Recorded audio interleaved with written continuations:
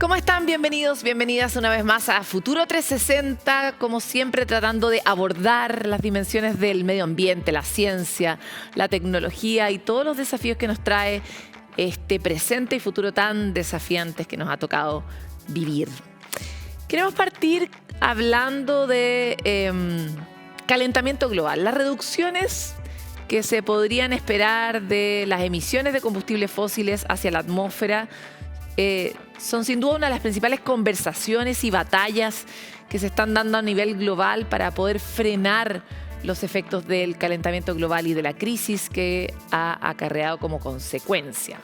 Ahora, una corte de los Países Bajos revocó un histórico fallo que obligaba a la petrolera Shell a disminuir sus emisiones.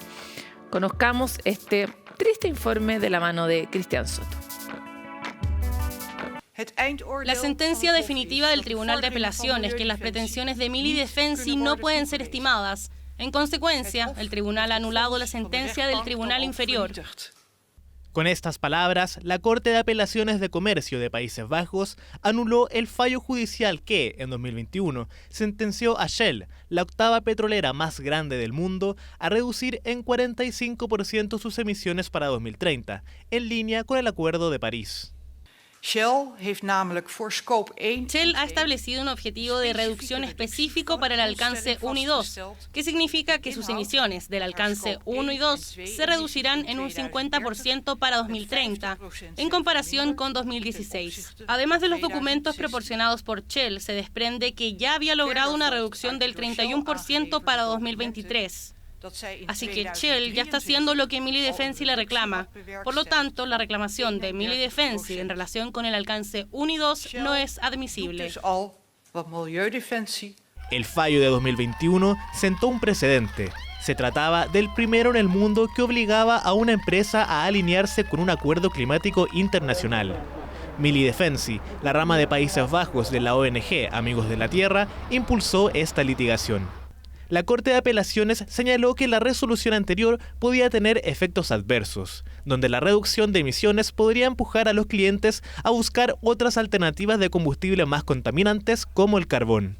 Vamos a tomarnos el tiempo necesario para leer la sentencia judicial. Pero está claro, en el sumario el juez afirma que los más de 800 proyectos de petróleo y gas que planea Shell son contradictorios con la responsabilidad de la empresa que debe reducir sus emisiones de CO2 basándose en los acuerdos internacionales sobre clima y contribuye a violaciones de los derechos humanos.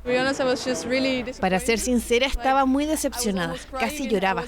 Estaba en la corte y era como, al principio nos fue muy bien, pero luego todo fue cuesta abajo. Desde Shell indicaron que la decisión de la Corte está en línea con la transición energética y que beneficiará a Países Bajos y a la empresa. Un fallo que ocurre en el comienzo de una nueva conferencia de las Naciones Unidas sobre el cambio climático, la COP29, y que resalta el rol del litigio climático. Es importante entender que el litigio climático se ha vuelto una estrategia complementaria a las negociaciones internacionales de cambio climático, puesto que las decisiones que ocurren en las COP solo pueden ser oponibles a los estados parte del Acuerdo de París. En ese sentido, quedan fuera muchas empresas, principalmente las transnacionales. En ese sentido, el litigio climático ha sido una herramienta que pretende empujar la ambición climática y la toma de medidas oportunas y ambiciosas para poder cumplir con los objetivos de este acuerdo.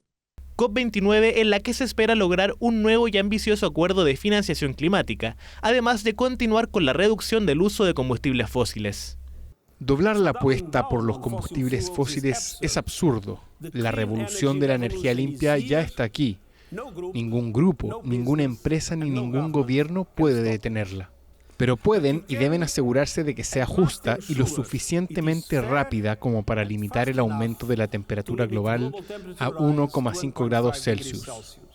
El fallo a favor de Shell podrá ser apelado una última vez por parte de los demandantes. Mientras tanto, se esperará que la COP29 cumpla con fijar urgentes objetivos para enfrentar la crisis climática en los próximos años.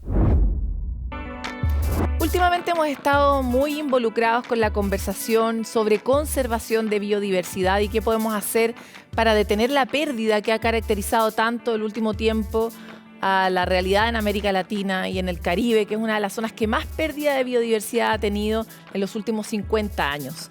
La COP16 de Cali nos deja, como toda COP, con una sensación grande de amargura y una pequeña de esperanza, pero eso no nos hace dejar de trabajar, de trabajar descentralizadamente en soluciones que permitan avanzar en esta tarea tan increíble que es frenar la pérdida de biodiversidad, cuidar nuestros ecosistemas en un país tan rico en ellos, en ecosistemas particulares como es Chile. Hoy queremos hablar sobre eso, en particular con un actor internacional muy relevante para la conservación de distintos ecosistemas y uno de los grandes players en las iniciativas que buscan crear espacios de biodiversidad, grandes espacios de biodiversidad, corredores que permitan detener de manera más radical este avance en la pérdida. Y es por eso que estamos con Jeff Parrish, director global de estrategia de protección de The Nature Conservancy, una gran organización global que busca justamente trabajar en esta tarea que tanto nos convoca. Bienvenido, Jeff. Muchas gracias, Paloma. Y gracias por contar la historia de la pérdida de biodiversidad. Bueno, es una historia que nos conmueve y que nos deprime infinitamente, pero hay algo que yo en la angustia y la ecoansiedad de todas las noches antes de acostarme reflexiono, y es que a diferencia de la conversación sobre detener la emisión de gases de efecto invernadero a la atmósfera, detener la pérdida de biodiversidad tiene más botones que podemos sumar los humanos descentralizadamente, ¿no? O sea, si yo hago una tarea para frenar en un ecosistema específico con una comunidad específica, puedo hacer un cambio, ¿no? Puedo hacer un cambio que se note mucho. Entonces quisiera saber si tú compartes eso, de que a pesar de que ha sido mucha la pérdida, tal vez también es mucha más la esperanza. Sí, yo tengo mucha esperanza, porque todos nosotros estamos dependientes en esos ecosistemas y últimamente en la biodiversidad. Y todos tienen un parte para la acción y la solución, digamos. E incluye los políticos que estuvieron en COP y también hasta las organizaciones internacionales, organizaciones locales y las comunidades, más importante, las comunidades en el campo, que depende directamente en el salud de la persona. Sí. Oye, pero lo planteo especialmente porque no quiero... Nos pasa a veces cuando estamos en nuestras propias comunidades, en nuestras propias cámaras de eco, que resonamos todos en un cierto tema, en una cierta conversación, pero nos desconectamos de la ciudadanía, ¿no?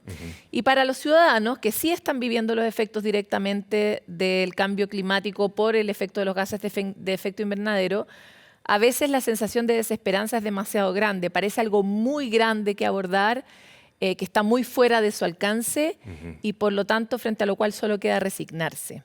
Sí. Y por eso me interesa mucho cuál ha sido tu perspectiva y dónde se nutre tu esperanza cuando hablamos de las organizaciones, de las comunidades, de las personas e incluso de los políticos. Sí.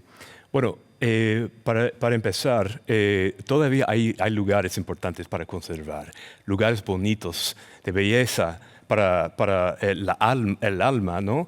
Que son muy importantes, hay que protegerlos. También cuando protegemos y con base en la comunidad, la vida silvestre, las aves, las plantas recuperan. Y eso me da mucha esperanza. Entonces, estamos mirando lo mismo aquí en Chile. Por ejemplo, el Mediterráneo, de los hábitats mediterráneos que tenemos aquí, cerca de Santiago, está con mucho impacto, pero cuando está descansando de la perturbación, vienen las aves, vienen los árboles. Y acabo de pasar el fin de semana mirando un árbol que está recuperando, ¿no? Hemos perdido este árbol en esa parte del Mediterráneo hace muchos años, pero ya está. Entonces, hay que proteger lo que tenemos y también podemos ver la recuperación de la naturaleza. Y eso me da mucha esperanza y depende en las comunidades. Es importante lo que planteas porque efectivamente, lo hemos tratado antes aquí en Futuro, el bosque esclerófilo, que es particular de esta zona central de Chile y de cuatro lugares más en el mundo. Sí. O sea, es una cosa muy exquisita, muy única, ¿no? Totalmente. Está muy devastado en esta zona, tiene un porcentaje muy menor de protección, pero lo vimos un poco en la pandemia y probablemente cuando ponemos foco en la conservación de ciertos lugares. Tú ahora comentabas, estuviste ahí en la zona de María Pinto y puedes ver que haciendo pequeñas acciones igual, como dice Jurassic Park, la naturaleza se abre camino, ¿no? Sí. No, hay mucha esperanza a tener, y no solamente en esos bosques que son muy amenazados, pero también en lugares como en la Patagonia. Y como tú mencionaste, Chile tiene ecosistemas enormes, de importancia enorme, y muy diversas y muy únicas, como el Mediterráneo, pero también con bosques como Alerce, que tienen 2.500 años. Entonces, no existe esto en la mayoría de los países en el mundo. Es un tesoro y últimamente tenemos que valorarlo.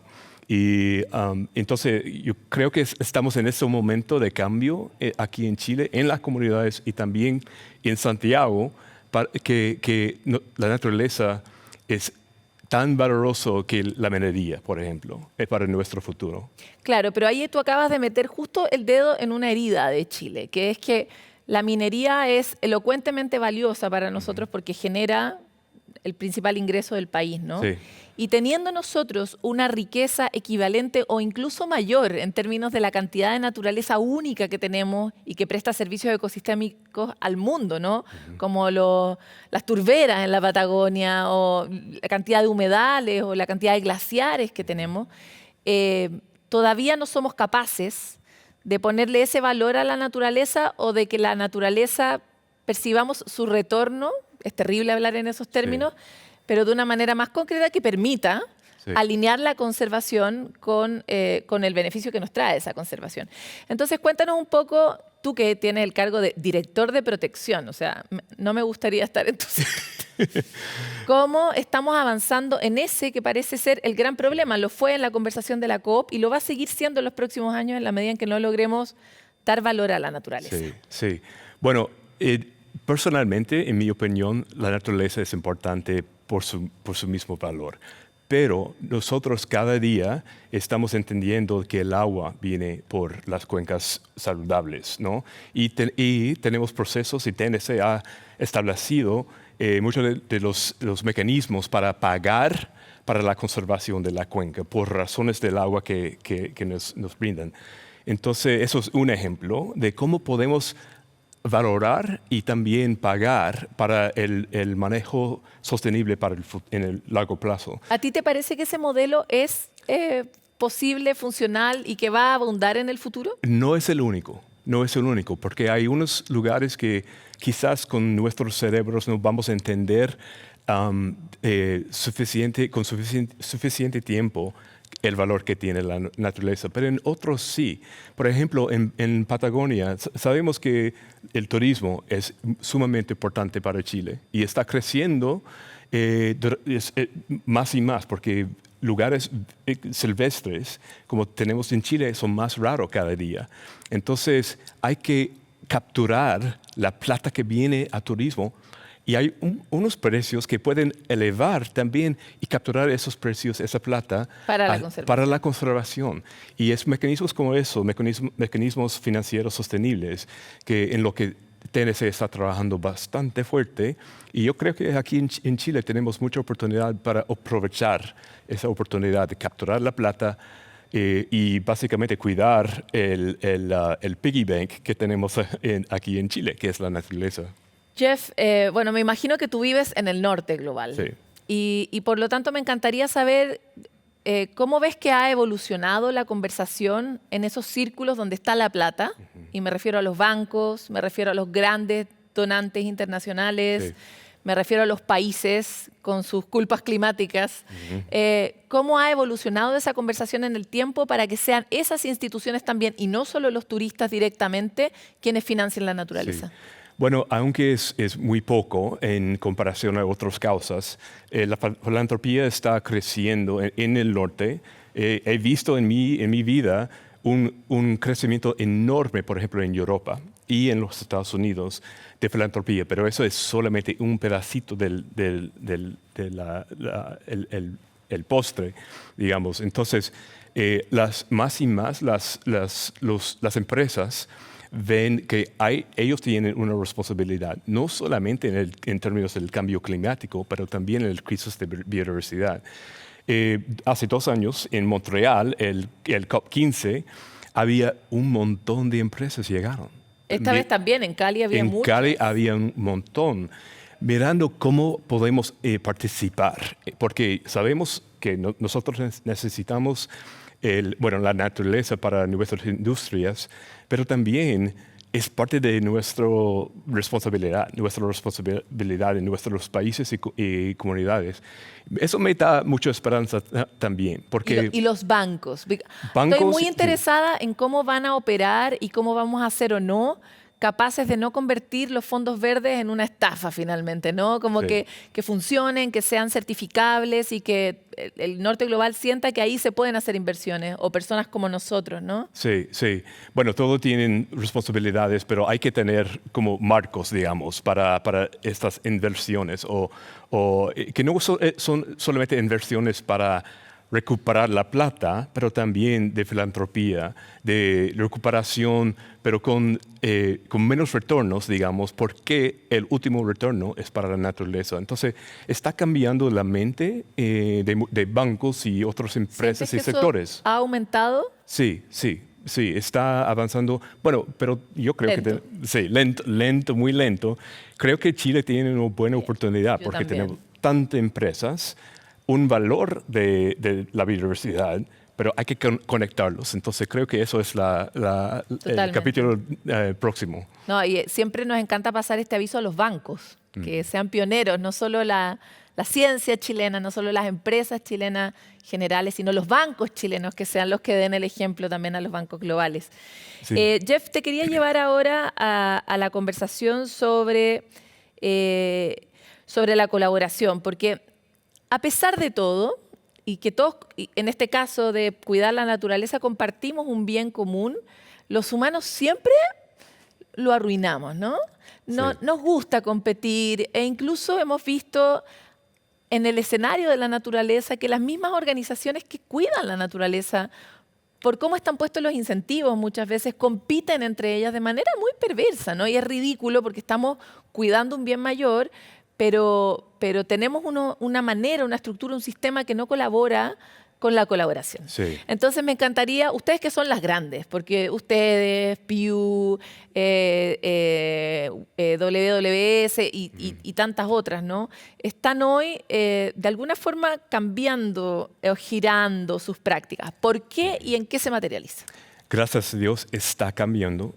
Lento, pero cambiando. Y yo creo que últimamente es nuestra culpa, porque estamos compitiendo, luchando con mucho ego. Es horrible como hemos conducido durante el pasado 50 años, digamos.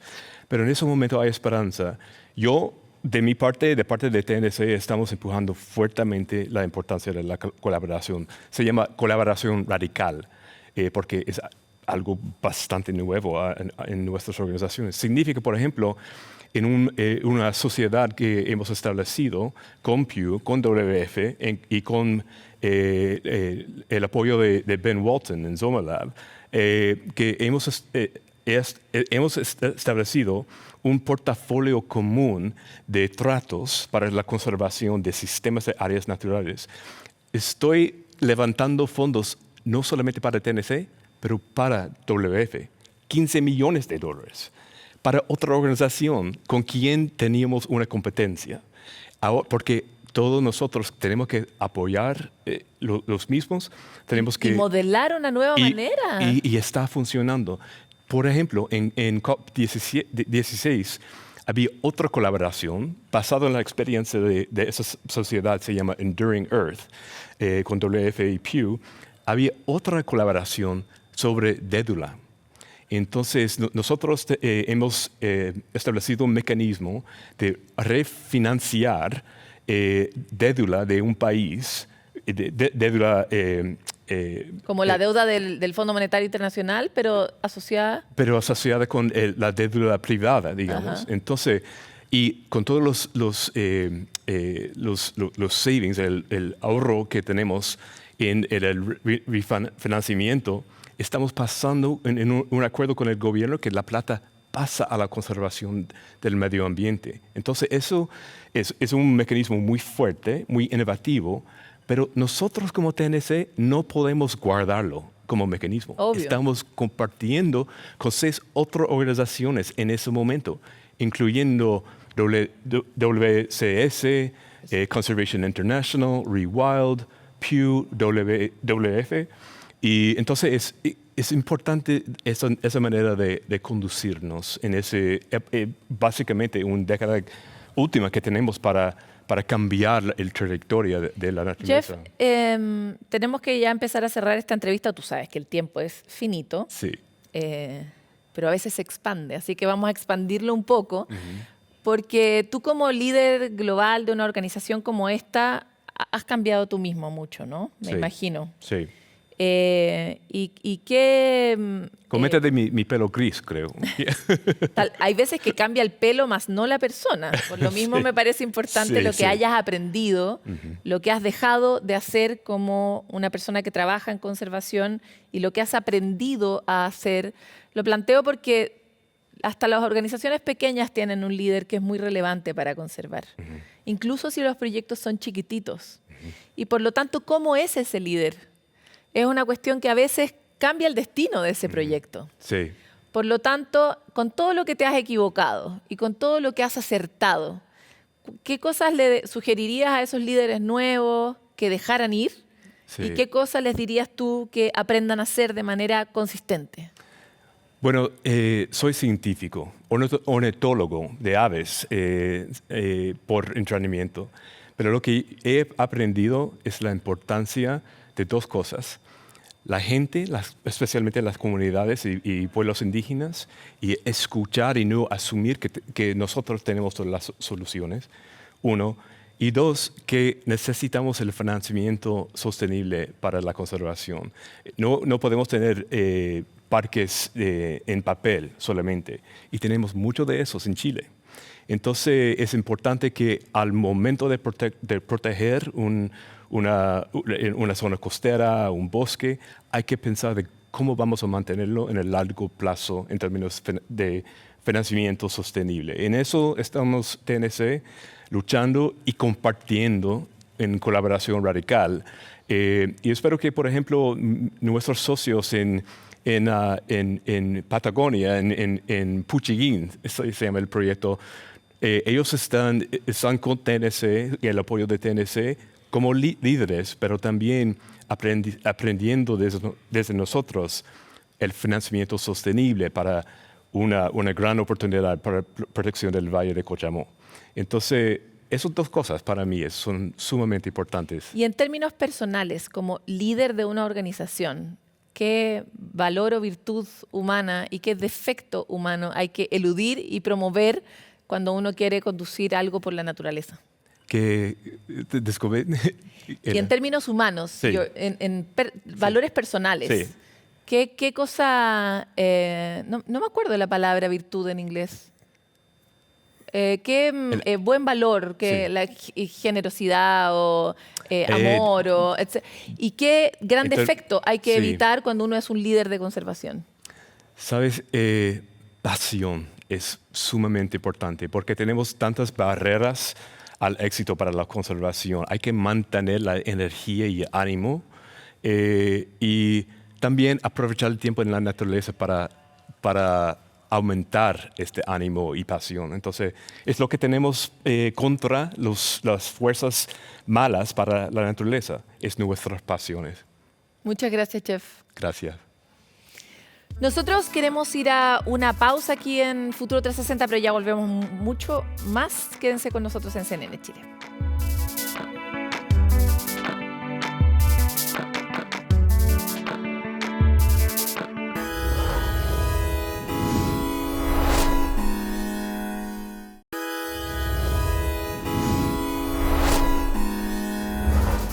¿Han visto en las redes sociales estos videos de personas famosas o deportistas que se meten en tinas de hielo? No sé, David Beckham y otros menos famosos también que se someten a tal para mi gusto un poco tortura, pues se dice que hay muchos beneficios que trae este tipo de terapias de frío, ¿no? Pero ¿qué dice la ciencia respecto de esto? ¿Nos ayuda o no nos ayuda? ¿Para quién es recomendado? Todas las preguntas que nos hemos hecho nosotros en la intimidad, a ver si de verdad nos vamos a meter en una tina con hielo, se las contesta Francisco Verdejo en la siguiente nota. Probablemente más de alguna vez has visto algún video así. Se trata de inmersiones en agua fría, baños de hielo o terapias de frío.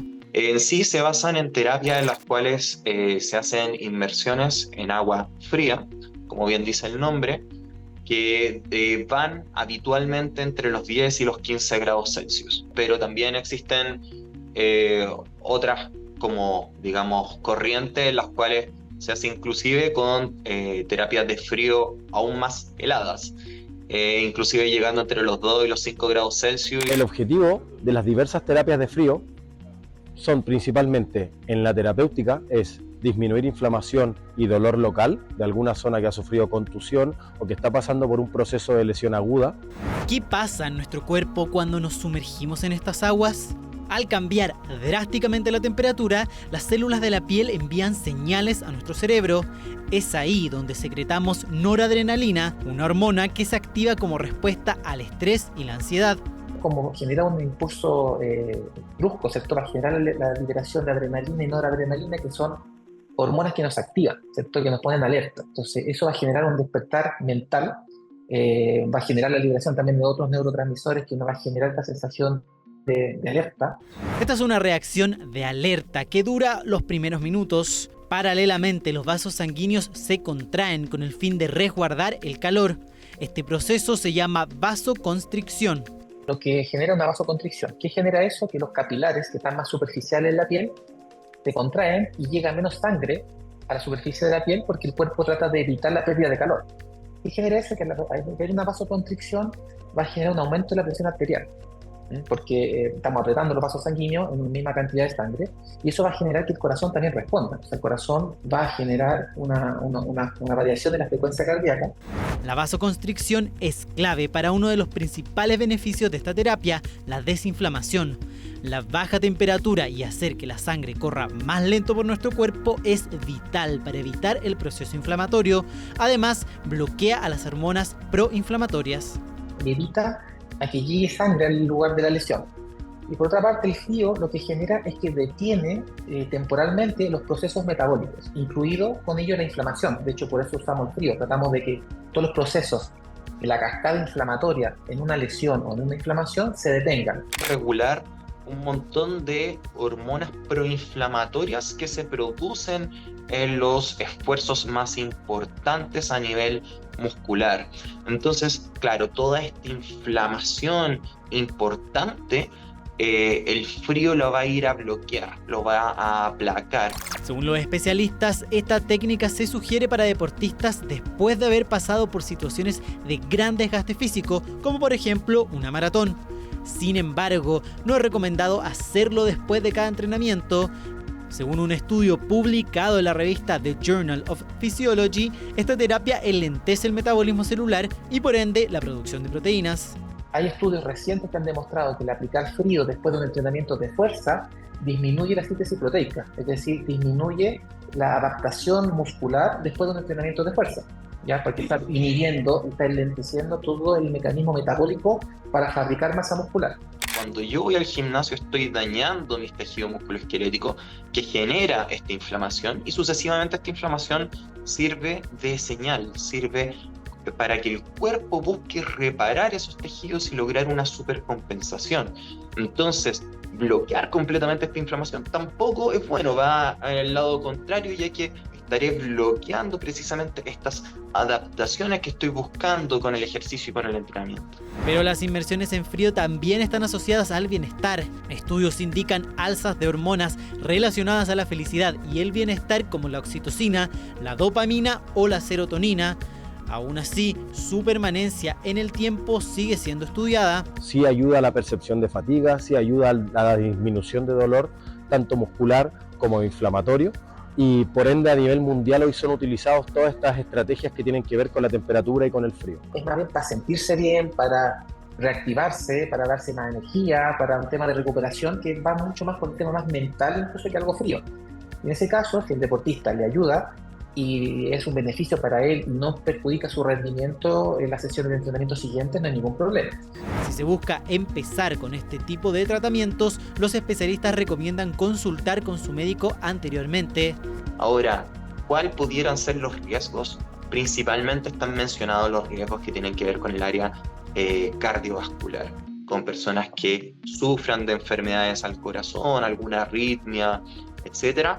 Este aumento importante de neurotransmisores también podría afectar cómo se va a comportar el corazón. Un tratamiento que va al alza y que, si bien se ha comprobado su efectividad desinflamatoria, la ciencia aún tiene aspectos que seguir investigando.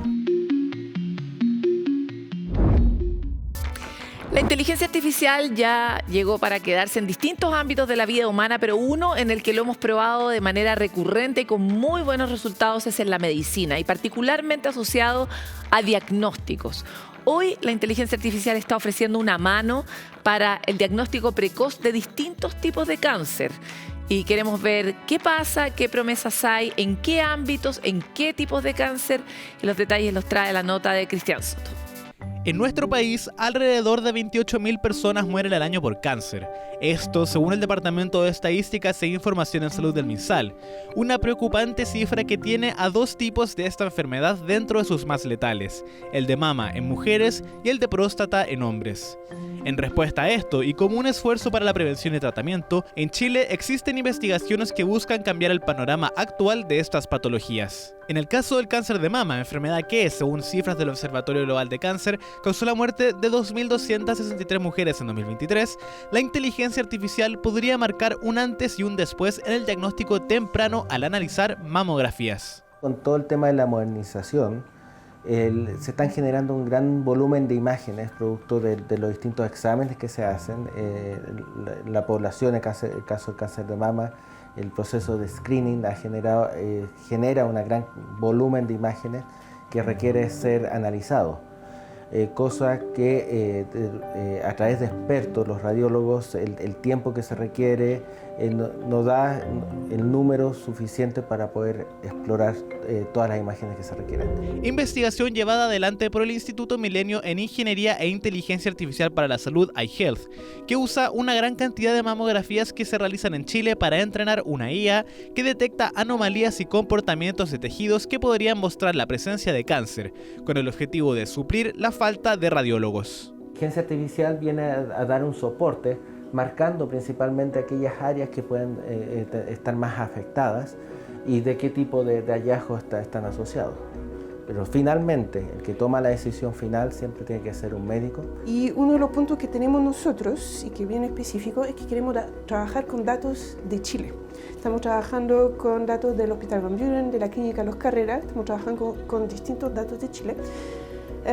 Y queremos que el sistema aprenda de estos datos, porque las características de la persona en Chile, por múltiples razones, no van a ser exactamente igual que las características de las personas en Europa, en Estados Unidos, en distintas partes.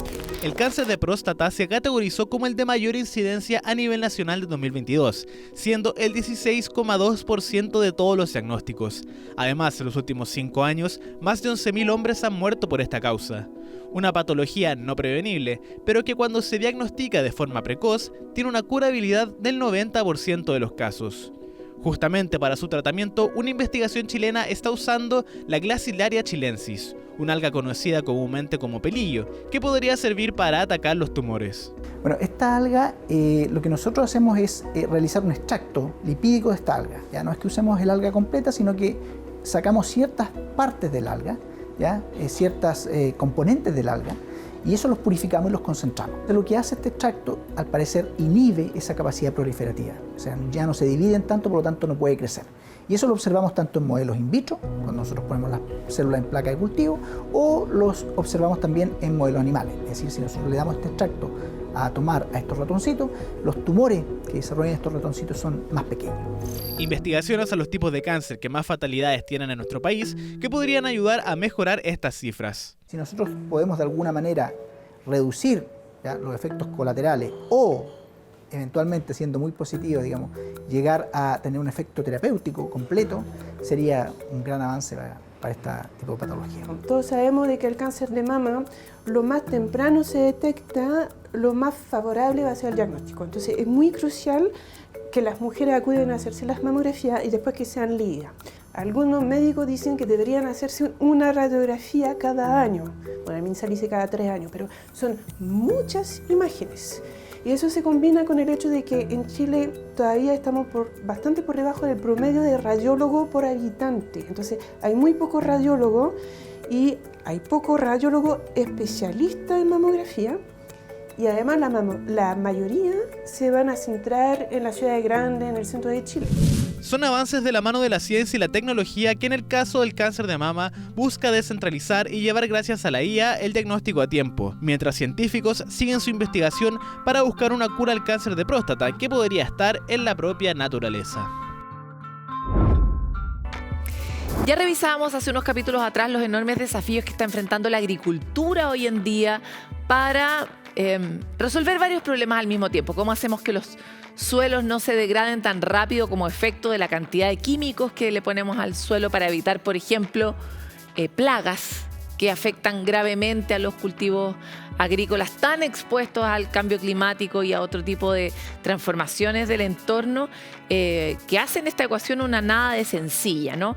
Pues científicos de la Universidad de Santiago de Chile desarrollaron un producto a partir de una bacteria que combate a estos fitopatógenos, estos bichitos que atacan a las plantas y nos hacen perder comida, ¿no? Perder cultivos completos y también desarrollo, ¿no? ¿De qué se trata? Lo vemos en la siguiente cápsula de Chile Científico.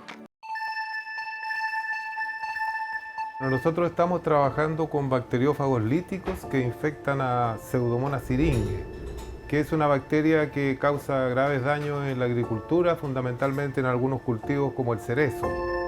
Mi nombre es Antonio Castillo, soy académico del Departamento de Biología, profesor titular de la Universidad de Santiago de Chile. Chile es uno de los principales productores de cereza del mundo, el principal exportador de cereza del hemisferio sur, con un 97% de las exportaciones de cereza y el 3% para el resto de los países que componen el hemisferio sur.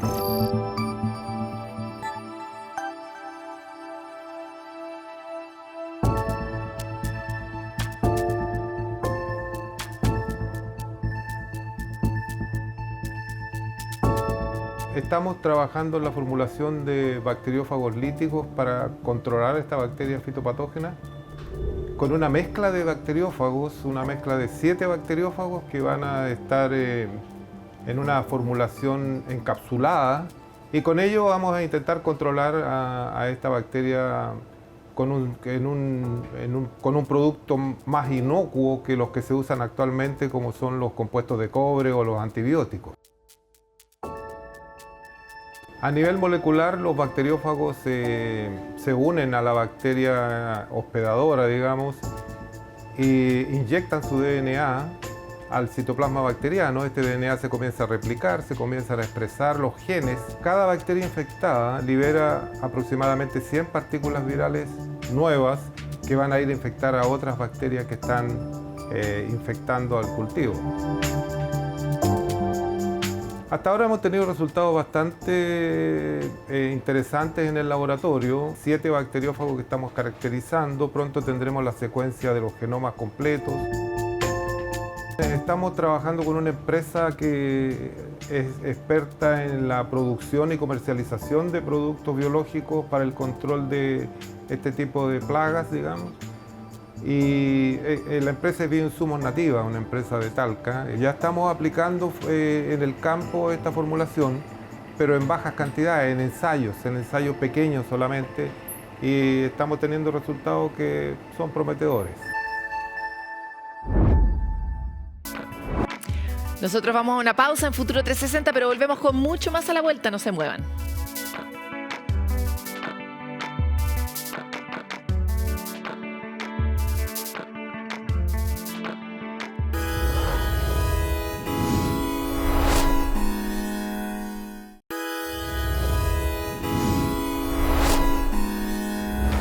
Últimamente escuchamos todo el tiempo esta idea de que tenemos que tener cuidado con los alimentos ultraprocesados. Pero, ¿qué son? ¿Qué impacto tienen en nuestro organismo? ¿Podemos identificarlos con facilidad? ¿Y dónde los ultraprocesados serán más graves? ¿Hay unos peores que otros? No sabemos nada. Y por eso les queremos presentar la siguiente cápsula de La Ciencia en Ti.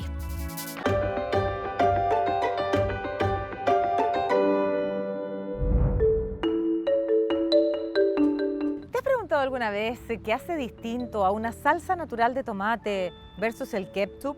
¿O una bolsa de papas congeladas versus unas papas fritas? Pues la diferencia está en su grado de procesamiento. Y aunque pareciera ser una cuestión quizás semántica, lo cierto es que un alimento procesado y un ultraprocesado tienen distintos impactos en tu salud. Mientras unos pueden ser incluso beneficiosos, otros perjudiciales.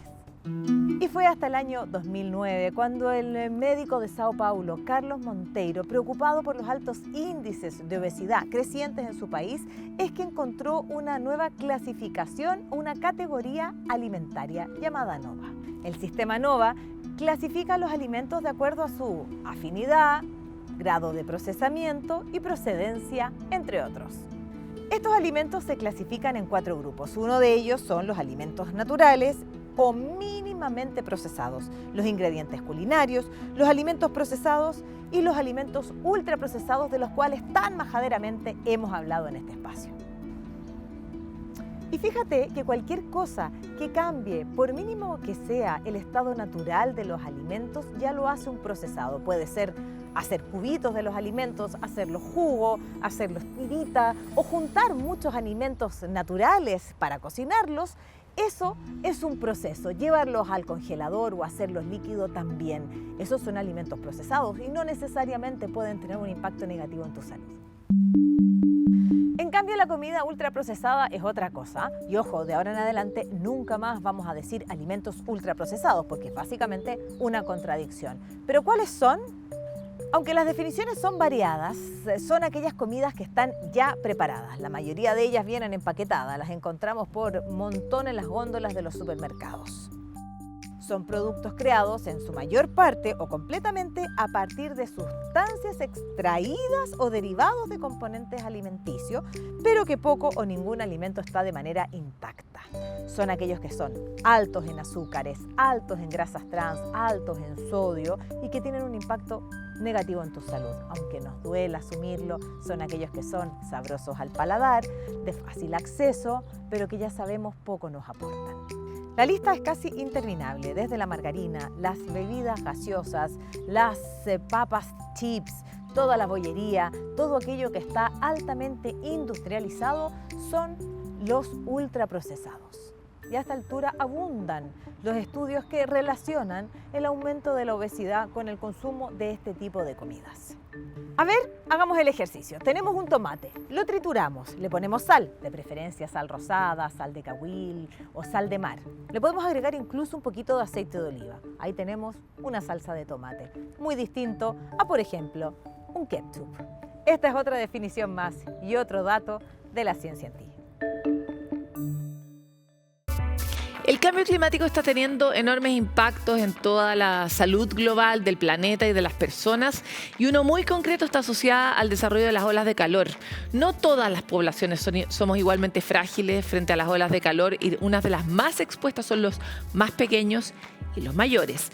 Es por esto que en Suiza un grupo de mujeres mayores decidieron justamente utilizar las herramientas de la justicia para llevar a la Corte Europea la conversación sobre el cuidado del medio ambiente y la ciudadanía. ¿Cómo podemos hacer que los estados realmente hagan lo que tienen que hacer para proteger a las personas?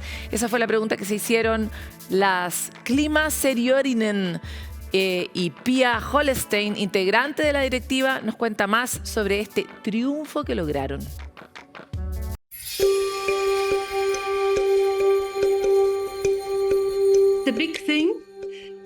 El gran tema es que las personas mayores sufrimos más con las olas de calor.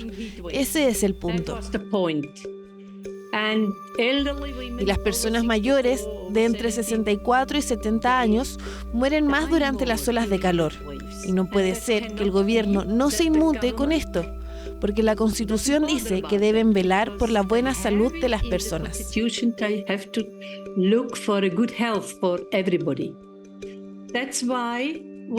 Por eso construimos una organización de mujeres mayores, porque sufrimos más, pero no lo hacemos solo por nosotros. Si ganamos, y lo hicimos, ganaría todo el mundo, los adultos, los niños.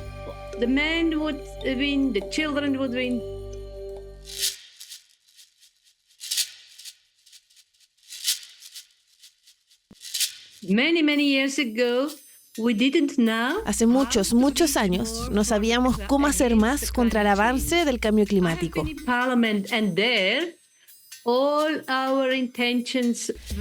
Estuve en el Parlamento, pero ahí ninguna de nuestras intenciones obtuvo la mayoría. Por el caso holandés que ganó, nos dimos cuenta de que nosotras también podríamos llevar una reclamación al gobierno.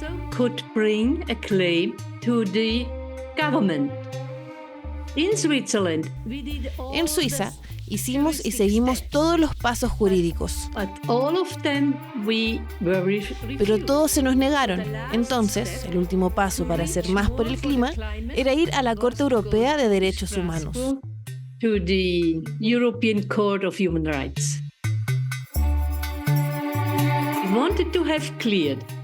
Queríamos tener claro por qué el gobierno no hacía nada contra el cambio climático. ¿Significa esto que viola los derechos humanos? Esa era la gran pregunta que llevamos a la Corte.